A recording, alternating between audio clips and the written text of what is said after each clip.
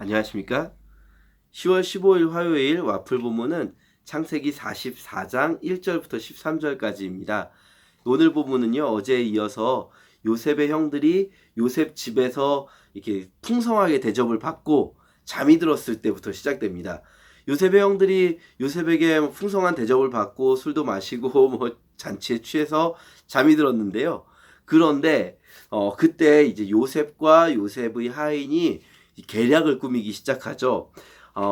아마도 요셉이 이전까지는 막 어떻게 해야 할까를 많이 고민하기도 했을 거예요. 과연 내가 이 형들을 용서할 수 있을까?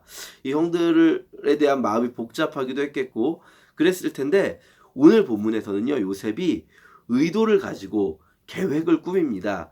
그리고 이 계획을 통과했을 때 이제 내일 본문에서 요셉이 형들을 용서하게 되거든요. 잘 보면요. 오늘 본문은 굉장히 의도된 계획이 있습니다. 뭐냐면 베냐민의 가방에만 의도적으로 은잔을 넣어놓고요. 그리고 이 형들이 돌아갈 때 하인이 형들을 쫓아가죠. 그리고 당신들이 내 주인의 은잔을 훔쳐갔다. 그냥 은잔도 아니고 그건 그냥 잔이 아니라 내 주인이 점칠 때 쓰는 아주 귀한 걸 훔쳐갔다라고 말하는 겁니다.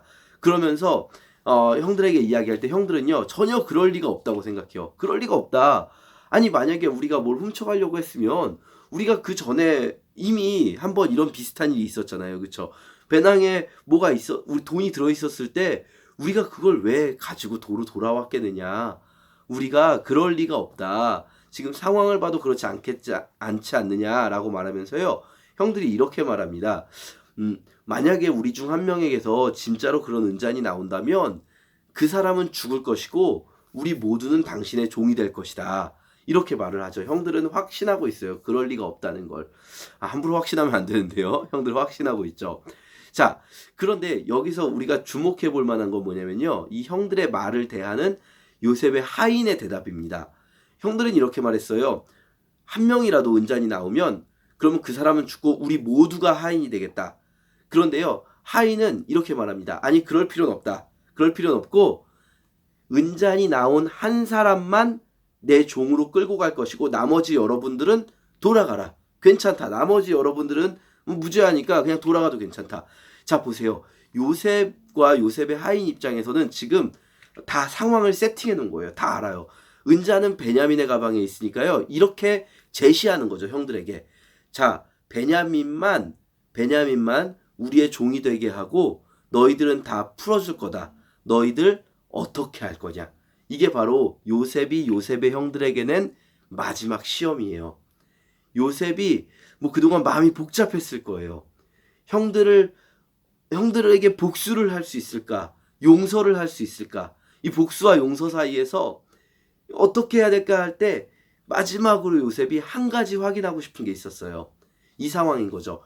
베냐민 한 명만 버리면 형들이 다 자유롭게 살아갈 수 있을 때 형들은 과연 베냐민을 버릴 것인가? 이거는요, 요셉 자신이 당했던 상황인 거죠. 나를 그렇게 버렸던 형들이 지금도 여전히 변하지 않아서 여전히 똑같아서 그래서 베냐민을 버릴 것인가를 보고 싶은 거예요. 그런데요, 형들의 반응이 어떻습니까? 오늘 본문 맨 뒷부분 보면요. 형제들이 옷을 찢고 슬퍼하며 각자 짐을 나귀에 싣고 성으로, 이집트의 성으로, 요셉이 있는 곳으로 되돌아왔다는 겁니다. 형제들이 옷을 찢고 슬퍼합니다. 요셉을 죽일 때요, 형들은 전혀 슬퍼하지 않았어요. 요셉을 팔 때 오히려 요셉의 옷을 찢었죠. 그래서 아버지에게 이 요셉이 죽었다라는 증거로 가져갔고 아버지인 야곱은 자기의 옷을 찢고 슬퍼했습니다. 그러나 형들은 요셉의 죽음을 슬퍼하지 않았어요. 지금 형들은요, 그때와 달라졌어요. 베냐민의 죽음을 슬퍼합니다. 베냐민이 당한 이 상황을, 뭐 죽은 건 아니지만 베냐민이 당한 이 상황을 슬퍼합니다. 그리고 베냐민을 버리지 않아요.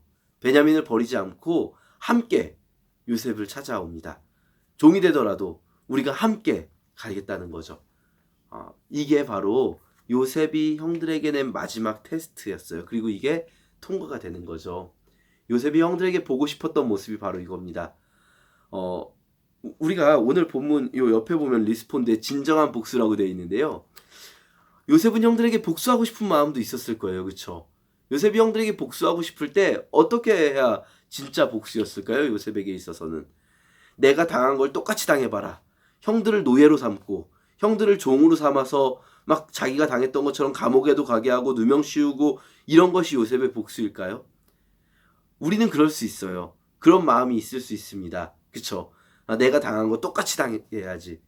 그런데요, 요셉은 그렇게 생각하지 않았어요. 요셉에게 있어서 진정한 복수는 그게 아니었어요. 어쩌면 요셉이 지금 상황처럼 요셉이 자기의 모든 일이 지금까지 모든 일이 하나님의 계획이었고 그것을 깨달은 이런 성숙한 모습이 아니었다면, 만약에 보디발의 집에서 요셉이 그냥 승승장구한 채로 누명을 쓰지 않고 그냥 승승장구하고 있는 상황이었다면, 그래서 요셉이 그냥 승승장구해서 총리까지 됐다면, 요셉도 우리처럼 그냥 복수라는 게 내가 당했던 일 똑같이 당해봐라, 형들을 괴롭게 하고 노예로 삼고 감옥에 보내고, 이거를 복수라고 생각했을지도 모르겠어요. 그런데요, 진정한 그리스도인이라면, 진정으로 하나님께서 섭리하시는 걸 믿는 사람이라면요, 그게 복수가 아닙니다. 진정한 복수는 뭐냐면 형들이 변하는 걸 보는 거죠. 나를 팔았던 형들이 똑같은 상황에서 이제는 다시는 나를 팔지 않고 형들이 나를 팔았던 일로 인해서 슬퍼하는 모습을 보는 것, 형들이 회개하는 모습을 보는 것, 그게 진정한 복수죠. 이게 바로 악을 악으로 갚지 말고 선으로 악을 이기라, 이런 말씀인 겁니다. 악에 대항해서 똑같이 악으로 대항하는 것이 아니라 악을 선으로 바꿀 때, 악한 이가 선한 이로 바뀔 때, 그때 진정한 복수가 이루어지고 우리 마음도 용서할 수 있게 되는 거죠. 진정한 그리스도인이라면. 우리 그런 거 사실 근데 뭐 그렇게 멀리 있지 않고요, 종종 느낄 수 있습니다. 예를 들면은 뭐 내가 교회 간다고 해서 막 그걸 가지고 핍박하던 뭐 가족 중에 한 명이 정말 뭐 나중에 같이 교회에 나가게 될 때, 진짜 우리의 기쁨은 그런 거 아니겠습니까?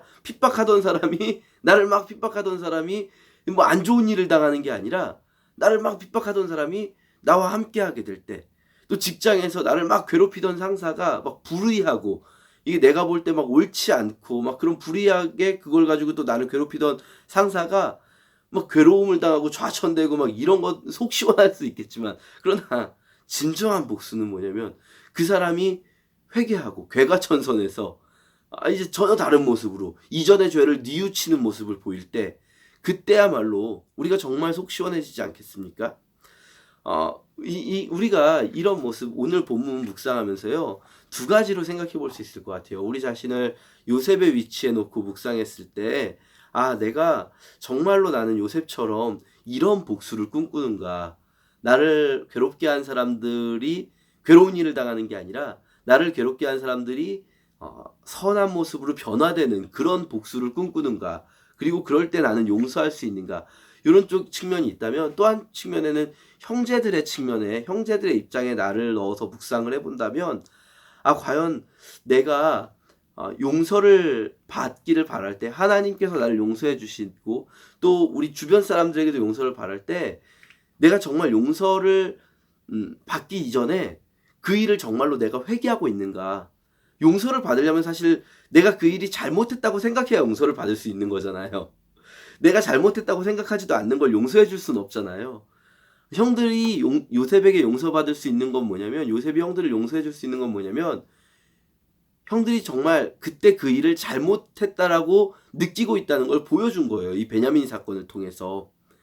하나님도요, 회개하는 자를 용서해 주시지, 회개치 않고 그냥 막 자기가 여전히 옳다고 생각하고 이런 사람이 하나님의 용서를 받지는 못합니다. 우리 예수 그리스도의 십자가를 오해하시면 안 되는 게요, 이 용서는 누구나 받을 수 있지만, 그러나 그 용서가 그냥 자기 잘났다고 생각하고 용서받을 게 없다고 생각하는 사람은 용서받을 수가 없어요. 내가 옳지 못했다, 내가 틀렸었다 라고 생각하고 내가 이제 행동을 돌이키고 회개할 때, 그때 그러면 내가 잘못했습니다, 하나님 용서해 주세요 할 때, 그때 비로소 용서해 주시는 거죠. 그리고 우리가 하나님의 입장에 우리를 넣는 것이 아니라 하나님과 나와의 관계 속에서 이 말씀을 생각해 본다면요, 우리는 예수 그리스도의 십자가라는 것이 얼마나 큰 것인가, 또다시 생각해 보게 됩니다. 예수 그리스도의 십자가는요, 요셉이 자기가 가장 사랑하는 요셉이 울었던 것이, 앞장에서 울었던 것이 베냐민 때문 아니겠습니까? 자기가 가장 사랑하는 동생을 어떻게 보면 굉장히 마음 어려운 상황 속에 넣었어요.